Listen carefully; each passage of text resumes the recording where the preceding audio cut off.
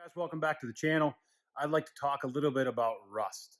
So anybody that has known me for years or has seen this truck around knows how bad it really does look.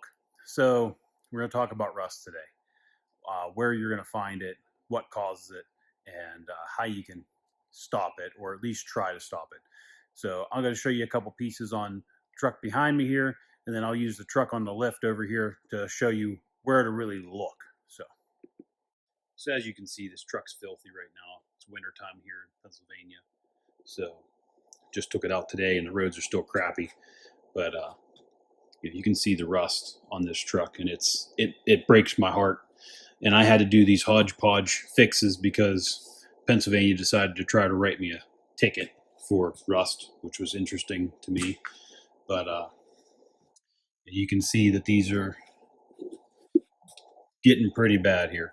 So why do these trucks rust so bad? So we're going to cover that today a little bit and try to show you how to maybe prevent this from happening. All right, so here we are on the short bed truck over here, and you can see that these core support is pretty clean on here. This is a factory core support. I found it down south, but there's lots of layers of steel under here. So lots of little pieces of steel welded together for bracing. It's how they were manufactured. So the best thing to do with these is sandblast, get them nice and clean, get them a good paint, and then fill these little areas up with oil. Whatever you decide. A lot of guys use the CRC and fluid film. I've used corrosion-x in the past. I liked it. But whatever's available to you, whatever you want to use. So something that's going to stick and not get hard. You don't want something that's going to get dry. So, and even that rubberized undercoating that you buy in a can, that is like the worst product you can buy. It's terrible. So don't buy that. But this truck here has the S&B body mounts, which we'll be covering in another video later. So the next place that these like to rust is obviously the bottoms of these fenders. And they will rust up and around. But that's because there's a double wall on these fenders all the way around. So the best thing you can do with these is blow them out, get them as clean as possible inside. If you want to hose it out, you can hose it out too. Get it nice and dry. You don't want to do that when you don't want to do this when it's wet. Same thing as a core support. Some sort of oil down in there, up, around. And even if you have to reapply it every year, 2 years, it's worth it. So the next thing is these super cabs. So regular cabs, crew cabs, they still have the foam problem, but the super cabs have it worse because it runs from here to here. And it is about this high the whole way. And it goes across the whole bottom here. So as you can see, a little bit of rust starting on this cab here, but we're going to open this one up anyway because see if we can see the bubbles there and the reflection of the lights. So this one's going to get opened up anyway, but the rest of the cab is really, really clean. So this is your typical Ford start. The pinch welds suck up the moisture and pull in the rust, and they just start to eat because there's no protection in that pinch weld. This thing's pinch welded together, and the weld burns through the dip or the paint or the etching that they put on it, and then you get the corrosion up in there and it just starts to go to town. So you actually can't get to here. This piece here is covered in foam. This is the inside of the cab. So getting to here is not very easy. So that's one thing to keep in mind, is the best way to do protection on a rust-free cab is to get inside that cab, pull the inner panel out, or go in through the access point here in the front of the cab, which I will try to show you. So there's an access point right here.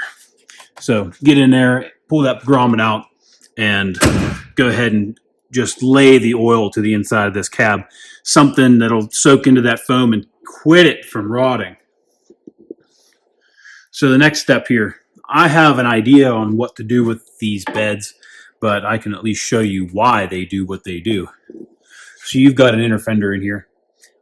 This steel inner fender will actually rot right in the middle here, and will rot on the sides. Granted, it depends on how bad it is. It's really hard to see, but there's like a little bit of a divot there. You can see it in the paint color right on the inside, right in the middle of this frame. There's a divot there and a little shelf. So you get material stuck up in between the bed side outer and bedside inner, and it just works and rots the bed out. I'm probably going to end up pulling this inner panel out completely and making my own brace system to hold the outer bedside from wiggling, because that's pretty much the only thing that that panel does, is it keeps the bed solid. So if you want to remove that inner panel before you paint your bed, I highly suggest it, because that is your rot problem for the wheel wells. So let's come over here. Backs of the beds. So notorious, you always see these doing this. They always rot out in the back. As you can see why, it's a double panel. It holds everything. This one's fairly clean. So if you can get in there, get that cleaned out really, really well, get it nice and dry. Oil, same thing with the bedsides, lots of oil. You can kind of see up in there how close that inner fender really is and why it holds everything. You can get rock stuck up in there, and that even accelerates it. So these things are really, really resilient for rust if you do these preventative maintenance. So, you saw how bad the other side of this cab was. You can see that this side of the cab isn't nearly as bad, but it's definitely starting. So we're going to definitely pull both cab corners out of this and make sure that we don't have any rust in there whatsoever, and then also remove the foam. The foam is your main problem. So that's something to keep in mind. And that's also why we rot real bad right here. So that foam comes up to the front here, and then they actually put a little bit of seam sealer here. You can see this one's actually cracked and dry. But that seam sealer holds the moisture in the foam, because the foam sucks it up like a sponge through this pinch weld all the way along here, because they've put outlets in here for water to drain. However, it also lets water in. So the only way I've found to get rid of that foam is some sort of nuclear bomb. It's virtually indestructible. Nothing eats it. So you have to actually scrape it out manually and make it go away. So everything else, oil. I've had doors from the north up here. These are actually northern doors. They've been up here since 1995. They're clean. They're nice. I've looked inside them. They look nice. So oil. Put some oil in the doors. Oil the bed, oil the cab, oil the fenders. It's relatively simple as far as just taking care. So over here, we're going to look at a cab mount now. So this cab mount, they rot out. You can see inside the hole there that it's pretty clean on this one. So if you can get that cleaned out, get it oiled up, then you're good. So another hole under here, that's another entry point for moisture and salt and rust and sand. Anything that's going to sit there and hold moisture will rust, even in the southern states. So this one's got a little bit of rust here from the front tire kicking up rocks and everything over the years, but this is nothing compared to what this truck used to look like. So those are all problem areas that need to be addressed when you buy one of these trucks and somewhere to look.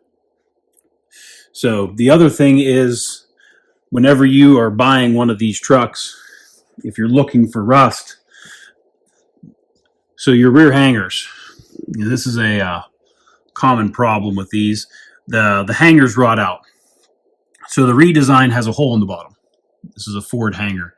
The original ones do not have that hole for drainage, but at the same time, you also have issues with the frame rotting out behind these. And I've seen it where the frame is paper thin behind these because of how the aerodynamics pull the salt water up into the back of the cab and frame and everything. So you can see the pitting on this cross member. This cross member is okay. It's by no means perfect, but I didn't feel the need to replace it because it wasn't thin enough to cause me to worry. However, I have replaced all of the other cross members forward of the tank. So that is all something to think about there. And another place that these beds like to rot is back here above the frame. You have this little shelf here that likes to hold salt material, and they like to eat the back of the bed out, and you have rust issues again back there with the bed. But other than that, there's no real other issues with rust on these trucks. The frames are pretty stout. I had a little bit of a pinhole in this frame from whenever I bought it. Like I said, this truck was really, really bad when I bought it, and I've taken it and brought it back from the dead. So I've replaced a whole bunch of stuff on this truck and frame. This is a whole new body on here. So basically, you just want to go over these trucks when you're looking at them. So just want to see what they've done. You know, put your hand up in the bedsides, feel around. You want to knock on the bed body and see if they've done any Bondo work, anything like that. But that's pretty much the key areas on where these things rust and why. So Ford really did it in with the double walls on these trucks, and even somewhere where I've seen it really, really bad is up here in the front A-pillar at the bottom. They've put foam in the cab up front. I haven't found a way to get it out. It is completely encapsulated in there. So if you wanted to pull the kick panels out and put some oil down in there, that'll also prevent that front rocker from rotting off also. So I hope that those little tips and pointers can help you out, and hopefully save your truck from turning into what this truck used to be. So we're going to go over some more stuff on this truck eventually here, and hopefully post it up to the channel for you guys to watch and review. Hopefully that you're liking my videos so far. Would like to keep trying to produce OBS content for you all to watch, and hopefully keep doing this. So thanks for watching. We'll see you next time.